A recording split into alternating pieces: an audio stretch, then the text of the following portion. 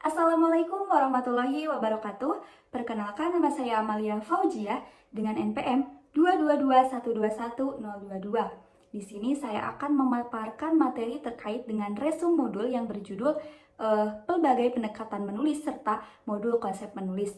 Modul ini diberikan oleh dosen pengampu mata kuliah keterampilan menulis, yaitu Bunda Afeni Septi Astriani. Baik, di sini saya akan memaparkan materi mengenai modul pertama, yaitu pendekatan menulis. Nah, pendekatan menulis ini ternyata ada 4. Yang pertama, pendekatan frekuensi. Yang kedua, pendekatan gramatikal. Yang ketiga, pendekatan koreksi. Yang terakhir, pendekatan formal. Nah, lalu apa yang dimaksud dengan pendekatan frekuensi?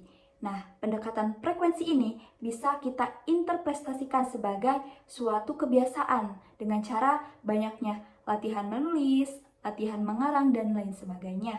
Nah, implikasi dari pendekatan frekuensi ini yaitu secara periodik dapat kita lihat dengan membiasakan diri untuk latihan menulis, latihan mengarang. Selain itu, kita juga dapat menerapkan pemahaman keterampilan menulis ini dalam proses pembelajaran di sekolah ataupun di kampus. Nah, contohnya seorang dosen memaparkan materi mengenai keterampilan menulis. Nah, kita sebaiknya harus menyimak materi itu dengan baik. Nah, selain itu, sebagai seorang mahasiswa, kita juga harus mampu mengaitkan keterampilan menulis dengan keterampilan berbahasa lainnya, yang diantaranya adalah keterampilan menyimak, keterampilan berbicara, dan juga keterampilan membaca. Nah, selain itu, kita juga harus membiasakan diri untuk membuat suatu catatan kecil, catatan harian yang dilakukan secara berulang-ulang. Dengan ini, kita akan mempunyai kebiasaan menulis yang baik. Selain itu, kita juga harus terbiasa dan harus berusaha membaca berbagai sumber dari buku, baik referensi lainnya, agar kita bisa memupuk pemahaman menulis kita secara mendalam. Selain itu, kita juga harus selalu menulis hal sekecil apapun untuk dijadikan sebagai objek tulisan. Lalu yang kedua, pada pendekatan gramatikal. Nah, pendekatan gramatikal ini bisa diasumsikan bahwa pengetahuan atau penguasaan seseorang dapat didapat melalui struktur bahasa. Nah, kecepatan kemahiran ini dapat kita lihat apabila seseorang bisa memiliki kemampuan atau keterampilan berbahasa seperti menguasai tata bahasa dalam linguistik, mengetahui KBBI serta EYD yang terbaru, dan lain sebagainya. Lalu pendekatan koreksi. Nah, pendekatan koreksi ini pendekatan yang sering kita dengar ya. Nah, pendekatan koreksi merupakan pendekatan yang dilakukan dengan cara mendapatkan suatu koreksi atau masukan terhadap seorang penulis.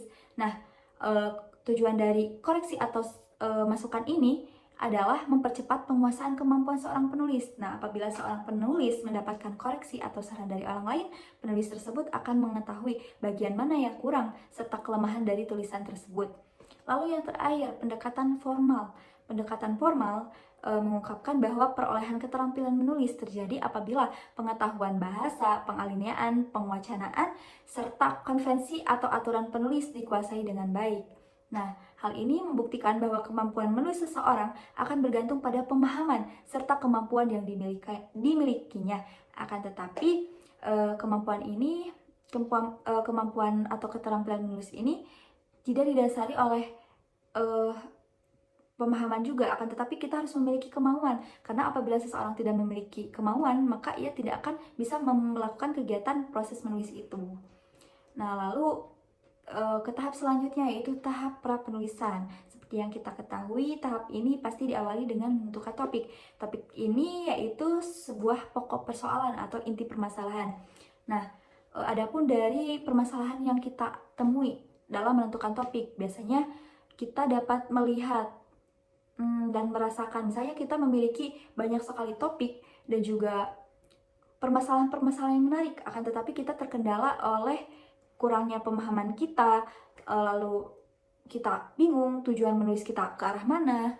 Nah, hal itu bisa kita atasi dengan cara kita menentukan arah tujuan kita kemana untuk menulis itu tersendiri. Selain itu, kita juga harus menambah wawasan serta pengetahuan kita dengan cara banyak-banyak membaca buku atau sumber referensi lainnya. Selain itu, kita juga pernah merasakan ya permasalahan seperti misalkan kita sama sekali tidak memiliki topik penulisan. Misalnya, saya bingung, saya tidak memiliki topik, jadi saya tidak akan menulis. Nah, hal itu salah ya. Kita harus bisa mengatasinya dengan cara kita mengobservasi lingkungan sekitar kita. Kita juga bisa mewawancara orang lain, serta kita juga bisa melihat tayangan-tayangan baik dalam televisi ataupun radio dan lain sebagainya. Hal itu memungkinkan kita bisa mendapatkan topik yang menarik untuk dibahas. Nah, yang terakhir, kita sering menemui permasalahan seperti kita sedang ambisius untuk menulis, akan tetapi kita bingung karena kita tidak memiliki waktu luang ataupun akses untuk membuat informasi sangat terbatas. Nah, hal ini bisa kita atasi dengan cara kita mempergunakan waktu sebaik dengan mungkin. Nah, apabila waktu kita sudah di-manage, maka hal itu tidak memungkinkan kita mempunyai waktu luang untuk menulis. Soal akses informasi yang terbatas, alangkah baiknya kita tidak terpacu pada satu sumber, misalnya buku saja. Kita harusnya mencari sumber referensi lainnya seperti pada internet ya, bisa berupa jurnal, artikel, e-book, dan lain sebagainya. Masih banyak ya yang bisa kita akses. Lalu ke tahap yang kedua yaitu menentukan tujuan menulis. Nah, tujuan menulis sudah jelas ya. Tujuan menulis kita apakah untuk menghibur, menginformasikan, atau mempengaruhi sikap dan pendapat pembaca. Lalu yang ketiga, memperhatikan sasaran karangan. Biasanya sasaran karangan ini kita tujukan pada seorang pembaca. Nah, kita harus mengetahui latar belakang pembaca tersebut. Selain itu, kita juga harus mengumpulkan informasi pendukung. Nah, informasi pendukung ini berguna untuk membuat karya tulis kita semakin berkualitas, karena dengan banyaknya sumber referensi ataupun pendukung dari para ahli membuat karya tulis kita itu semakin baik dan semakin berkualitas. Karena apabila kita mengarang tulisan hanya pada atas dasar pengetahuan diri sendiri, mungkin itu akan terlihat kurang baik gitu. Nah, lalu yang terakhir yaitu kita harus mampu mengorganisasikan ide dan informasi. Nah, caranya adalah dengan menyusun karangan secara teratur, baik dalam menata gagasan, melihat secara utuh hubungan antar gagasan, lalu harus bisa merancang cara penyajian secara tepat untuk menuangkan ide-ide secara umum dan secara khusus. Adapun kita harus bisa menjaga keseimbangan isi setiap bagian karangan, termasuk keluasan dan juga kedalaman suatu karya tulisan. Selain itu, kita juga harus memudahkan penulis untuk mencari bahan tulisan. Nah, ini mengacu pada referensi yang kita butuhkan, apakah itu bisa mencukupi atau tidak. Lalu kita membahas ke modul kedua, yaitu konsep penulis. Nah, konsep penulis itu meliputi apa? Biasanya konsep penulis ini meliputi definisi menulis, fungsi, manfaat, masalah-masalah dalam menulis, serta kaitan menulis dengan kebahasaan lainnya, misalkan keterampilan menyimak, berbahasa, berbicara, dan membaca. Nah, lalu apa yang dimaksud dengan pengetahuan menulis ini? Menulis merupakan suatu aktivitas atau menuangkan pikiran secara sistematis ke dalam bentuk tulisan. Nah, fungsi menulis ini banyak ya, diantaranya untuk fungsi personal. Nah, fungsi personal ini yaitu mengekspresikan pikiran, gagasan, sikap, dan juga perasaan. Nah, lalu ada fungsi instrumental, yaitu mempengaruhi sikap atau pendapat orang lain. Ketiga, fungsi interaksional, yaitu menjalin hubungan sosial ya, interaksi sosial. Lalu fungsi informatif, yaitu memberikan suatu informasi, menyampaikan informasi, yaitu berupa ilmu pengetahuan. Serta fungsi estetik, yaitu mengungkapkan atau menuangkan rasa keindahan dalam sebuah tulisan.